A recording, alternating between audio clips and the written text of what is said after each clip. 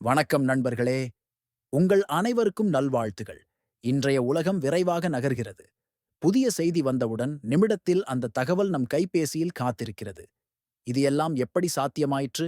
இதற்கு பின்னால் உள்ள சக்திதான் ஊடகம். நாம் இதுவரை உணராத அளவுக்கு ஊடகங்கள் நம் வாழ்க்கையை நிர்வகிக்கிறது. நாம் விழித்தவுடனே செய்தி பார்க்கிறோம். மாலை வீட்டுக்கு வந்தவுடன் டிவி செய்தி, online video, reel, meme, YouTube இவைதான் நம்மை சூழ்ந்திருக்கின்றன. ஆனால் இதிலுள்ள ஆபத்தையும் நன்மையையும் உணர்வதுதான் இன்றைய அவசியம். ஊடகங்கள் ஒரு வகையில் நம் வாழ்க்கையை வழிநடத்தும் கையெழுத்தாக மாறிவிட்டன. எதிர்பார்ப்புகள், நம்பிக்கைகள், விருப்பங்கள், அச்சங்கள், மரபுகள், மனதளவிலான தாக்கங்கள் அனைத்தையும் ஊடகங்கள் நிர்ணயிக்கின்றன. மிக முக்கியமாக, ஒரு நபரின் எண்ணத்தையும் அவரது வாழ்க்கை முடிவுகளையும் மாற்றும் சக்தி ஊடகங்களுக்கு இருக்கிறது.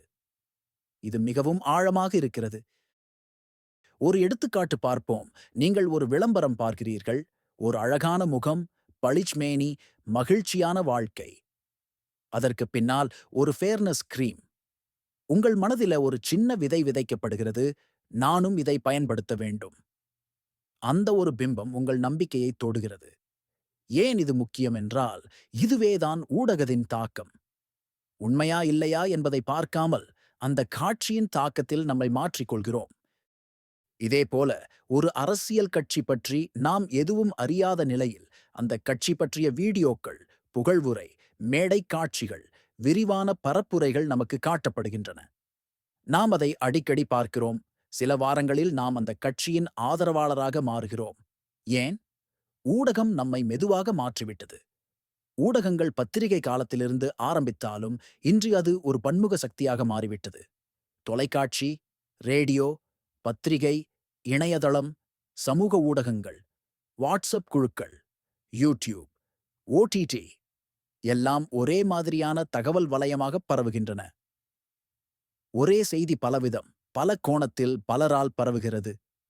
இதனால் உண்மை எது, பொய் எது என்பதே தெரியாத நிலை. தகவல்கள் எப்படி வருகிறன என்பதற்கு முக்கியத்துவம் இல்லை. அவை நம்மை எவ்வாறு தாக்குகின்றன என்பதே முக்கியம். ஒரு சம்பவம் நேர்ந்தால் அதனை ஊடகங்கள் சென்சேஷனல் ஹெட்லைன்களுடன் வெளியிடுகின்றன. கோரமான விபத்து, பார்த்தவுடன் சிலிர்க்க வைக்கும் வீடியோ, உங்கள் உயிருக்கு ஆபத்தாக இருக்கலாம். இத்தகைய வார்த்தைகள் நம்மை நடுங்க வைக்கின்றன. அதன் உள்ளடக்கம் பெரும்பாலும் சீரானதாயிருக்கும். ஆனால் நம்மை ஈர்க்கும் அந்த வார்த்தைகள் நம்முடைய உணர்வுகளை திசைமாற செய்யும். நாம் ஒரு செய்தியை பார்த்ததும் அதை குறித்து யாரிடமாவது பேசுகிறோம். அந்த வேகத்தில் உண்மை, பித்தளை, போலியான தகவல் அனைத்தும் பரவி விடுகிறது. இதுதான் மிஸ்இன்ஃபர்மேஷன், டிஸ்இன்ஃபர்மேஷன் என்ற ஆபத்தான சூழ்நிலை. இப்போது யாரும் முற்றிலும் உண்மையை அறிய முனைவதில்லை. ஏற்கனவே நம் மனதில் உள்ள எண்ணத்தை உறுதிப்படுத்தும் மாதிரியான செய்திகளை மட்டுமே நாமும் நம்புகிறோம்.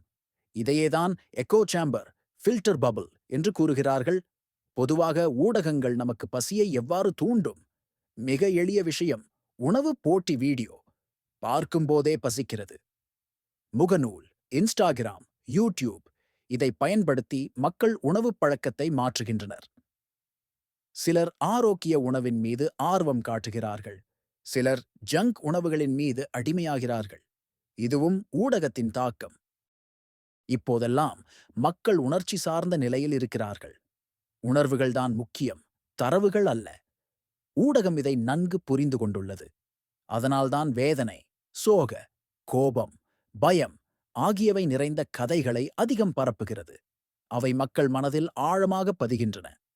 இதனால் மன அழுத்தம், பயம், தவறான முடிவுகள் போன்றவை ஏற்படுகின்றன. மனதை உணர்ந்து இயக்கும் ஊடகங்கள் மக்கள் விருப்பங்களை கையாளும் நுட்பங்களை கற்றுக்கொண்டுள்ளன. நீங்கள் என்ன பார்க்கிறீர்கள், எதை ஷேர் செய்கிறீர்கள், எதை லைக் செய்கிறீர்கள் என்பதை வைத்து உங்களுக்கு எதை காட்ட வேண்டும் என்பதை கம்ப்யூட்டர் தெரிந்து கொள்கிறது. அதன் அடிப்படையில் நியூஸ் ஃபீட் உருவாகிறது. இதனால் உங்கள் பார்வை நிரந்தரமாக ஒரே கோணமாக மாறிவிடுகிறது. உண்மையில் ஒரு நிகழ்வு நடந்ததா இல்லையா என்பதை விட அது எப்படி காட்டப்படுகிறது என்பதில்தான் மக்கள் நம்பிக்கை வைக்கிறார்கள். மறைமுக விளம்பரங்கள், தற்சார்பு செய்திகள், கிளிக்பெய்ட் தலைப்புகள் இவை உண்மையை மறைக்கின்றன. ஆனால் ஊடகங்கள் பூரணமாக கெட்டது அல்ல. நல்ல செய்திகளை பரப்பும் முயற்சியும் அதிகரித்துள்ளது. சில ஊடகங்கள் மக்களின் உரிமைகளுக்காக போராடுகின்றன. கொலை, பாலியல் வன்கொடுமை, ஊழல், அரசியல் சூழ்ச்சிகள் போன்றவை வெளிவரும் வழிமுறையாக ஊடகங்கள் இருக்கின்றன. நாம் அதை உணர்ந்து பயனடைவதே முக்கியம். ஊடகங்களை எப்படி பயன்படுத்த வேண்டும் என்பதை குழந்தைகளுக்கே சொல்லிக் கொடுக்க வேண்டிய கட்டாயம் ஏற்பட்டுள்ளது. அவை ஒரு கேம் போல மட்டுமல்ல, ஒரு போதைப் பொருள் போல மாறிவிடுகிறது. வீடியோ, மீம், பிராங்க், ட்ரோல் இவையெல்லாம் ஒரு வகையான மன அழுத்தம், தீங்கு, நம்பிக்கை குறைபாடுகள் போன்றவற்றை ஏற்படுத்துகின்றன. அதனால்தான் இந்த செய்தியை நாம் அனைவரும் புரிந்து கொள்ள வேண்டும். ஊடகம் என்பது ஒரு இருமுகமான ஆயுதம். நம்முடைய அறிவும், பகுத்தறிவும், சுயநடிப்பு சக்தியும் இருந்தாலே அது நம்மை பாதுகாக்கும். இல்லையெனில் அது நம்மை அழிக்கும். நாம் எதை நம்ப வேண்டும், எதை பகிர வேண்டும், எதை சொல்ல வேண்டும், எதை ஒதுக்க வேண்டும், இதனைப் பற்றி நம்மால் தான் முடிவெடுக்க வேண்டும். நமக்கு சிந்திக்கும் திறன் உண்டு. அதை நம் சுயநலனுக்காக மட்டுமல்ல, சமூக நலனுக்காகவும் பயன்படுத்த வேண்டிய கட்டாய நிலை இது.